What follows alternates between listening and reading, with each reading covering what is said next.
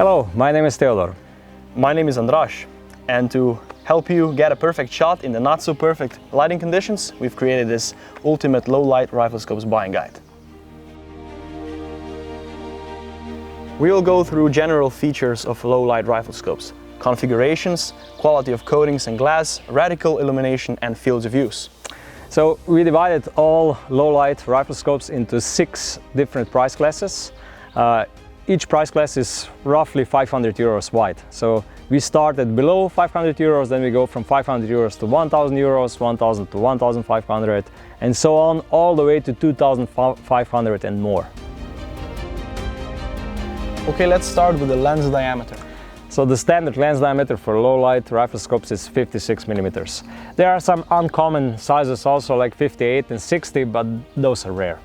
What about the magnification of these riflescopes? We have fixed and variable magnification low light riflescopes. Fixed are much rarer today, they were more common in the past. We mostly have 8x56 and 7x50 configurations. So the fixed are only Schmidt & Bender and Meopta. That's right, that's maybe it, some yeah. others. Yeah. Variable magnification riflescopes are much more common. The magnification usually starts at 2, 3 or 4 and then goes all the way up to 12. Sometimes it goes up to 15 and in rare cases up to 20. So those rare low light riflescopes that have magnification higher than 12 also usually feature a parallax adjustment, yeah? That's right. Okay. What about the turrets? I would say standard turrets, low profile capped hunting turrets are the most common, but in the premium class you are also able to find BDC turrets. It is however true that in low light situations shots on distances greater than 150 meters are rare. So it depends how much you need the BDC turret. What about the size and weight of these riflescopes? Well, it's important to say that low light riflescopes are amongst the biggest and bulkiest of riflescopes. They usually weigh from 800 grams to a kilo, some even weigh more than that.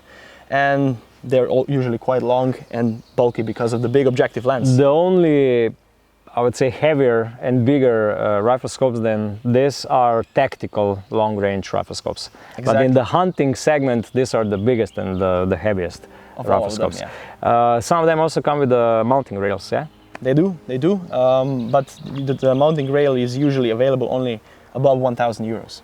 On European brands, yeah? That's right. What about the reticle? So 20 years ago, 30 years ago, when you were buying a low light riflescope, it featured a front focal plane reticle. That means the reticle got bigger, it got thicker when you went up with the magnification, and that meant that you were able to see the reticle in low light conditions because it was really, really thick and you saw it. But now I would say in the last 15 years, the second focal plane configuration is far more common, and reticles are all equipped with illumination. Because without illumination you wouldn't be able to see the reticle in low light conditions. And the illumination is in the form of a central dot, right? Yeah, only central dot, not like on the tactical scopes where the whole reticle is illuminated.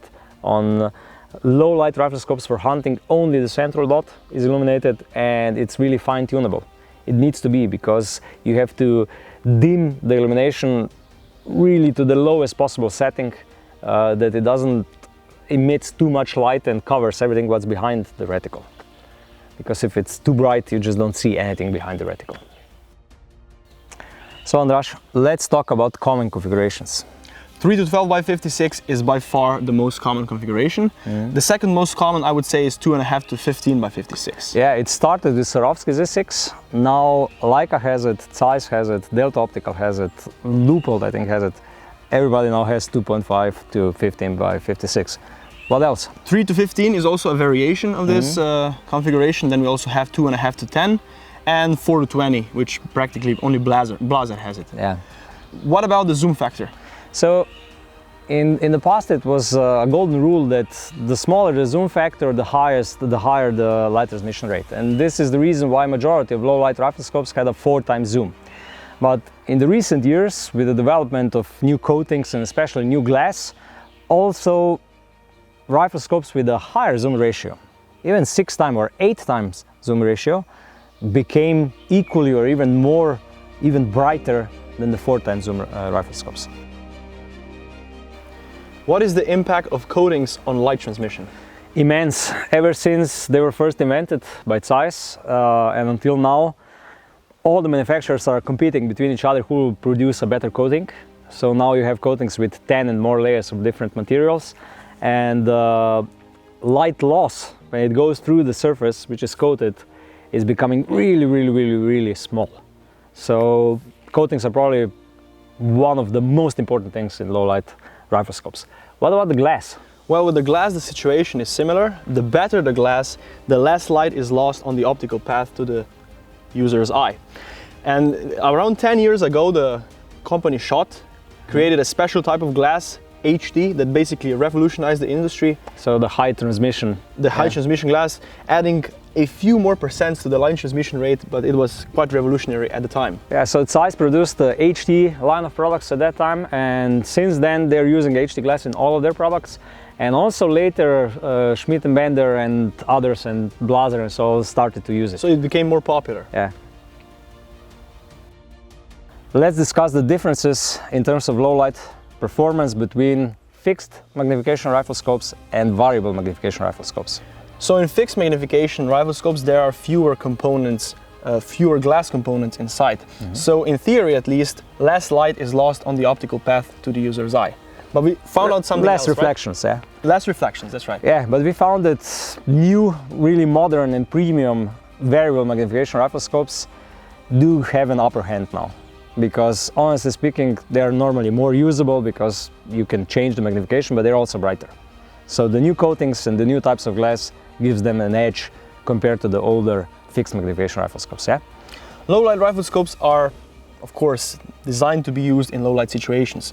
Are there any other types of uses when it comes to hunting? Sometimes they are also used for shots on longer distances because many of them come equipped with BDC turret, and they usually have a magnification higher than 12. But we usually only limit ourselves in daylight situations, right? Yeah, yeah. In low light situations, everything further than 150 meters is not common, but during the day you can shoot really on much longer distances if you have a BDC turret. They are not usable, however, for stalking because they are too heavy, and too big. bulky, too big. And for driven hunts, normally no, because the field of view is too narrow and the illuminated dot is usually not strong enough And for again, daytime use. a big scope is not really designed for You driven need hunts. one-time magnification to something scope for a driven hunt. The testing was done by the Optics Trade team. Around 10 of us, some with more experience in sports optics than others, waited for the dusk to fall and then compared more than 30 riflescopes. We always compared we compared every riflescope to each other riflescope, and we always tested 2 of them at the same time because this was the easiest way for us to get the winner. We have to point out that we tested only low light performance and we didn't take into the consideration daytime performance. And we noticed with some riflescopes that they perform really well in daytime, but they don't perform that well in low light situations. And also the other way around. We found some great performance in low light situations which are really below average in daytime.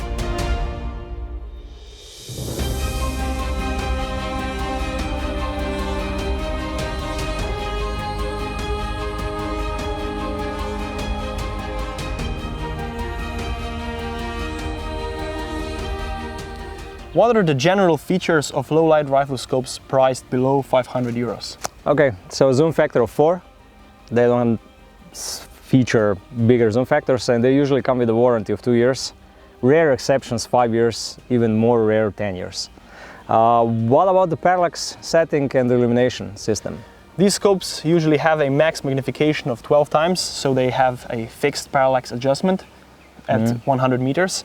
As regards the reticle illumination, they usually do come with illumination, but it's usually a little bit too bright to be used optimally in low light conditions. I haven't seen a riflescope in this class that have a proper illumination. They're all too bright, majority. Maybe Yukon is the only exception. What about the origin and the turrets?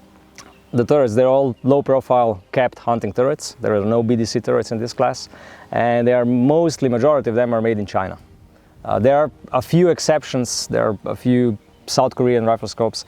Yukon is made in Belarus, and that's about it. What can we say about general performance in low light of these riflescopes from this price class? Well, it's almost next to impossible to expect from a riflescope price below 500 euros to have an out-of-this-world optical performance in low light? Honestly speaking, they are below average and you're not able to expect much in this price class. What is the best buy in this price class? So according to our tests, there was only one riflescope that stood out in this price class, even though we still encourage everybody to invest a little bit more if you're searching for a dedicated low light riflescope. So the one that really stood out is Yukon Jaeger 3-12 by 56. It performed better in low light than all the others. It had much better illumination system, so the dot was finer, and also the lowest settings of intensity were quite low compared to everybody else. It also has great warranty terms, 10 years, which is quite rare in this price class. Almost unseen, yeah. And it's also tested to withstand harsh recoil up to 375 Holland. Andras, let's continue with the next price class, and this is from 500 euros to 1000 euros. What are some general features of these riflescopes? Let's start with the zoom factor. We have both 4x and 6x zoom factor scopes here in this price class. But we noticed that in this price class, the 4x zoom scopes are still brighter than the 6x zoom. Exactly. So it's still a difference, yeah? When we come to the warranty, we have 5 years, in some cases 10 years, and Meopta, for example, offers 30 years of warranty, which is quite exceptional. Yeah, but this is the only manufacturer in this price class that offers that. Majority is just 5 or 10 years, yeah? What about parallax and illumination? They're mostly fixed parallax. All those who have 4x zoom are fixed. Those with 6x zoom factor and let's say 3 to 15 or 2.5 to 15, those are already featuring side focus and adjustable parallax. The illumination usually scopes in this class come with 10 different intensity levels, and I would say it's becoming far more decent compared to the below 500 euros class. Naturally, yeah. What about the turrets? Well, the turrets are of the standard hunting type, so they're capped, and usually there is, I think in all cases, there is no option of purchasing a ballistic turret. As the origin is concerned, we have those that are, I would say, 500 to 700 euros are either made in China or in the Philippines. Then we have some scopes that are of Japanese origins, and those who are nearing the 1000 price point, really a few ones are already made in the EU. So basically we have the whole range here, from China, Philippines, Japan, and then Europe. Everybody is in this class. Yeah. What about the general low light performance of these scopes? Well, it's significantly better than those scopes below 500 euros. I would say it's still on the edge of acceptable or not. That depends on the personal preference, but it is much better than those cheaper scopes. In our test, we always pick 2 best buys in each price class.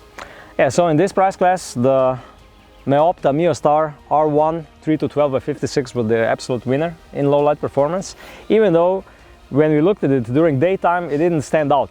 We could even say that it's a little bit below average because of quite narrow field of view, but it excelled in low light tests. It was also one of the few scopes that went well into the half of the higher price class. We liked normally the light transmission rate, the brightness of the image, and also the illumination is quite good. What about the second?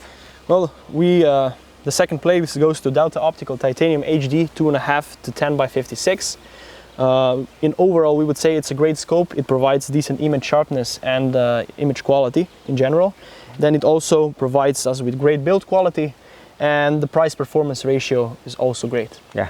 For more details about the tests and the results of all the riflescopes in this class, please check our blog post. Okay, we're now in the price class between 1000 and 1500 euros. What are the general properties of scopes in this price class? Majority of them have 6x zoom. There are still some models with 4x zoom, but this is also the class where the low light performance difference between 4x and 6x zoom is not so great anymore. It's not so big. What about the warranty? The minimum is 10 years, but there are some exceptions like 30 years by Meopta. What about parallax? All the scopes with magnification higher than 12 have parallax in a form of side focus in this class. What about illumination?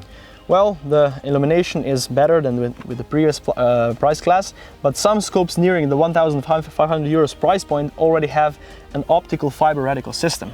So a really fine dot which is fine adjustable. The optical fiber is inside of the reticle, eh? Exactly. What about the origins? Japan, Europe, some exceptions also in the US. The new Steiner scopes are made in the US. So mainly there are no scopes from China, Philippines and so on in this class anymore. What about the turrets? The turrets are standard hunting capped, but there are also possibilities with some manufacturers to purchase a ballistic turret. This is where it starts in this price class, basically. Yeah. What about the low light performance in general? I would say this is the class where low light performance of the best models in this price class is already reaching the point where more than half of all the hunters will say this is sufficient for me. This is bright enough image for me. So I would say this is where the first specialist scope for low light hunting begin. This is also the first price class where a rail mounting option is available with some scopes, either with Zeiss ZM-VM rail or Swarovski SR rail. Okay, Andras, so what are the standard two best buys in this price class? Well, the first place goes to Minox All-Rounder 3-15 by 56. Even though it's not the best in daytime performance probably in its class, it has a narrow field of view. A little bit narrower than all the others. Even though it's sharp, we have to admit it's sharp, but in regards to low light performance, it's definitely the best in class. Yeah, amongst the scopes that we tested. Yeah, and it can compete with rival scopes priced 300, 400 euros more. It really surprised us all, yeah. So the second place goes to the Ranger 4, 3-12 by 56. This is the second generation of Ranger. It's even brighter, and the illumination system was really, I would say, adopted for low light use. We are coming to the highest price classes, so 1,500 euros to 2,000 euros. What can we say about rifle scopes from this class? If we start with the zoom factor, the majority of rifle scopes in this price class has a 6x zoom factor. Yeah. What about the warranty? The warranty is almost exclusively 10 years, with some even 30 years. There are no rifle scopes with the warranties that would be shorter. What about the parallax adjustment? Most rifle scopes in this price class have a maximum magnification above 12 times, so they have an adjustable parallax adjustment with a side focus, generally. What about the illumination? Oh, here you're able to find really sophisticated illumination systems. So all manufacturers are already offering their premium technologies in regarding to this feature. Optical fibers are common, right? Yeah, optical fibers are common in the reticles, and really, I would say, sophisticated systems. What about the origins? Where are these scopes made? Well, Austria, Germany, Czech Republic, Portugal. All of them are made in the European Union practically. Yeah. The turrets. Yeah, similar like with the illumination systems, also with turrets you're able to get, this is the first class where you're able to get the sophisticated premium BDC turrets systems offered by Thales, Zeiss, Leica and similar. What about the optical performance here in this price class? It's undeniable, we can say, right? This is the optical performance, which could we already say premium. Here you're really getting really great optical performance in low light use. What about mounting with rails? Almost all rifle scopes in this price class are available with a mounting rail underneath, either a Zeiss ZM-VM rail or Swarovski SR rail. Yeah, the Zeiss standard is used by Steiner, by Leica, by Meopta and so on, by many. While SR is only used by Thales and Swarovski, yeah? Exactly. What are the best buys in this price class according to our test? So the absolute winner was definitely a new Steiner Ranger 6, which was a pleasant surprise for us, a new scope, and it already got a win. Best daytime performance and also best low light performance. It is also extremely compact and well made. What about the second place? The second place goes to Zeiss Conquest V6, 2.5 to 15 by 56. Now the biggest advantage with this rifle scope is definitely its illumination. The dot is finely adjustable thanks to the optical fiber illumination system. What I also have to stress here is the daytime as well as low light performance, both are excellent. It does have one disadvantage though. Even though it has a maximum 15 times magnification, it does not have an adjustable parallax. Yeah, that's quite strange, but they probably try to lower the cost this way. But the illumination system is really by far the best in this price class, and almost no other scope can compare with it. Andras, second most expensive price class, 2,000 euros to 2,500 euros. What can we say about these rifle scopes? Let's start with the origin this time. So all the scopes in this price class are made in the EU, Austria, Germany and Portugal, and that's it. Yeah. What about the warranty? They all have 10 years warranty. They are without any discrimination, all of them come with 10 years warranty. What about zoom factors? Well, the interesting thing is that here in this price class we again have 4x zoom factor scopes, two of them. Zeiss Victory HD 3-12 by 56 and Schmidt & Bender Polar 4-16 by 56. Yeah, so two scopes made especially for low light use. So in our testing, we were really intrigued if they will be the best in the test or not. So check our blog post to see that. We also have 6x zoom factor scopes, Yeah. and that's it. What about the illumination? The best illumination systems you can find. With optical fiber, really sophisticated, and a lot of them have extremely high number of different intensity levels so that you're really able to set them correctly for any kind of conditions. What about the parallax?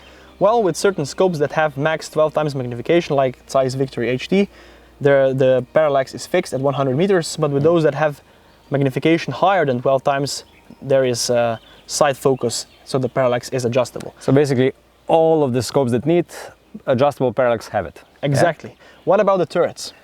Again, in this price class, you're able to buy the best possible BDC turrets, so they are suitable also for shooting on longer ranges. Rail mounting systems. All of them are available with a rail if the buyer wants one, so either with a Swarovski SR rail, Zeiss EMVM rail, or Schmidt-Bender convex rail. Yeah. In performance-wise, these scopes are really, really close to the best. So for anything better than this, you have to go and buy a much more expensive. You have to go all in and buy really top premium scopes. What were the best buys in this price class according to our test? So the best performance in low light was by Schmidt-Bender Polar. It was the brightest scope in this price class. The illumination was also really good, even though it's not the latest technology. And the scope is really built well. It is, however, quite big and heavy. In terms of low light performance, it competed against rifle scopes that were much more expensive than it, right? Yeah. It was a question for us when we started the test, is going to be the best scope in low light performance or not? Because it has claimed the highest low light transmission rate. It came really close, but still, you see the scopes which are 1,000 euros more expensive are a small hair better. Yeah? What about the second place? The second place goes to Swarovski Z6. So it's a great scope in all aspects. We have to commend its daytime as well as low light performance. And here is one interesting point to make. We tested Z6 and Z8 one next to the other, and the results were really interesting because many people preferred Z6 in terms of low light performance over the Z8. Yeah, especially because we covered both scopes and they were not able to tell which one is which. Yeah. And it was a shock for us. Both of these two scopes, the Z8 and Z6, they have perfect illumination system. So that's right. So the dot can be dimmed. Really dimmed down to the minimum. Yeah. What about the Zeiss Victory HD, which is also in this price class? Well, again, when we started the test, we thought the HD will probably win the whole test. It's going to be close with Polar and so on, but then we saw that it's 10 years old and it shows its age. Still, the brightness of the image is really good, but the illumination system is not equally good as on the Conquest V6 or the Victory V8 scopes. So Andras, we came to the end, to the most expensive scopes. What can we tell about them? If we start with the zoom factor, we have 5, 6 and 8 times zoom factor here. What about the warranty? 10 years. They all get 10 years warranty. And where are they made? Only in 2 countries, in Austria and in Germany. And we have the grade 3, the Zeiss, Swarovski and Leica. And a new player. And a new player, Blaser. So we have only 4 manufacturers here in this price class. And they all have probably the best illumination systems that are on the market. They're all equipped with parallax adjustment. They all come with option to buy or as standard with sophisticated BDC turrets, so ballistic drop compensation turrets, and they can all be ordered with rail mounting, except Blaser, which doesn't have ring only mounts. Available with a rail mounted option. We are now at the very top of the mountain, so what are the best buys in this topmost price class? So we counted all the votes and it was really hard because all these 4 scopes are really close in terms of performance, but the brightest image among them all was in Blaser Infinity 4-20 by 58. So the brightest image, and maybe this is due to the fact that it has 5 times zoom, not 6 or 8 like the other 2 or other 3, and it has 58mm objective lens, so a little bit bigger than the others. The downside is that it has a front focal reticle, which is not the likes of the all. What about the second place? The second place goes to Leica Magnus 2.4-16 by 56. And even though it's, I would say, 400 or 500 euros cheaper than Blaser Infinity, it's only a fraction behind in low light performance. Yeah, the image was almost equally bright, a little bit behind there. We also liked its sophisticated illumination system, and what we also liked is its daytime and low light performance, so both of them, and the wide field of view, naturally. We also need to mention the other 2 competitors which are not here, because we said that we'll point out only 2 best buys. So the Victory V8 was almost equally bright as Leica, and it has even a better illumination system than these 2 scopes. Yes. And then the Swarovski Z8 was also Which had really the close. dimmest dot of them all. Yeah. So the best in terms of the dot brightness. Yeah. The best illumination system. Yeah. Eh? So we said that in terms of brightness of the image, it's Blaser, Leica, Zeiss, and then Swarovski. And in terms of the reticle, so the illumination system, it's just the other way around. So it's Swarovski, then it's Zeiss, Leica, and Blaser. Yeah, and we also need to mention that in terms of daytime performance, the cards would be divided differently, because the Zeiss and the Swarovski, they both feature 8x zoom. And these 2 scopes, this one feature 5x zoom and this one 6. That's right. What also needs to be told at the end is that in this price class, you're not able to go wrong, because all of these scopes are Whatever brilliant. you go for, you can basically make a wrong decision. Yeah. Andras, we came to the end of this our low light riflescopes evaluation. What have we learned? Well, firstly, we have to keep in mind that we only considered the low light performance of the riflescopes during our test. If we tested these riflescopes during daytime, the results would probably be different. Yeah, so you have to look at our results as only low light capabilities, not overall scopes. We didn't look into reticles, into ballistic turrets, build quality and so on. We looked only at low light performance. Is it possible to see the minimal difference in light transmission rates? There are 2 theories, because when you go at EVA show or SHOT Show and so on and speak with marketing people from all these factors, they say if it's not at least 3% of difference in low light transmission rate, the eye is not able to see them. And then there is another theory, which all military snipers can tell you, that the human eye can see the candle on a couple of miles away or kilometers away. So this is why it's so important that you don't smoke at the front line, because the enemy snipers will see you 2 kilometers away. So, and these 2 theories, they collide to each other. And what we noticed in our tests is that even when the differences are really, really small, and when we did tests in a way that people were not able to know which scope they're looking through and which not, we covered the scopes and so on, we still got uniform results. So when the scopes are really close, still from a group of 10 people, 9 people saw that one scope is a tiny bit more brighter than the other. And what was really funny is that we really made sure that they were not influencing each other during tests. So I think that people are able to see even those really small differences in brightness. Okay, so Andras, what we learned about the low light performance versus price ratio? Well, we learned that more expensive also means better in low light situations. There are basically no shortcuts here. Unfortunately, yeah. What about the situation regarding the Polar and Victory HD? This is a common debate in this field. Yeah, so when we started the tests, I was almost certain that those 2 scopes will win. Me too. And then we saw that they won't, that those really top premium, most expensive scopes are still a little bit better.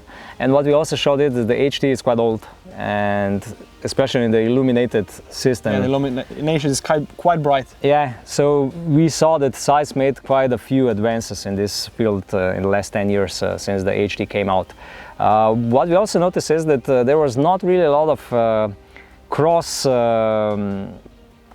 performance in different price classes.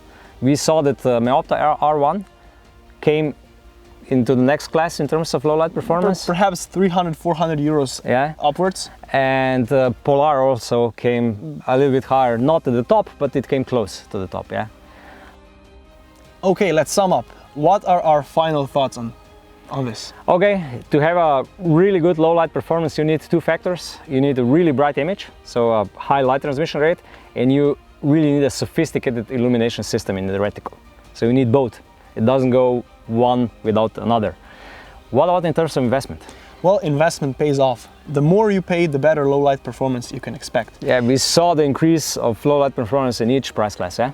What about, can Asian riflescopes compete with European riflescopes in terms of low light performance? Still not. At the moment, all the best low light performing riflescopes in our test were still made in Germany and in Austria. So Japanese and American scopes didn't come close yet, but maybe it will change in a couple of decades. For more information, check out our buying guide in the written form down in the description below.